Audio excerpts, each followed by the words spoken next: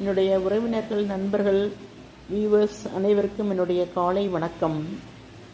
இன்று நான் சொல்ல வருவது என்னவென்றால், இறைவன் நமக்கு கொடுத்த நேரத்தை மற்றவருக்கு நன்மை செய்ய எவ்வளவு செலவிட்டாலும் தவறில்லை, அது புண்ணியமே.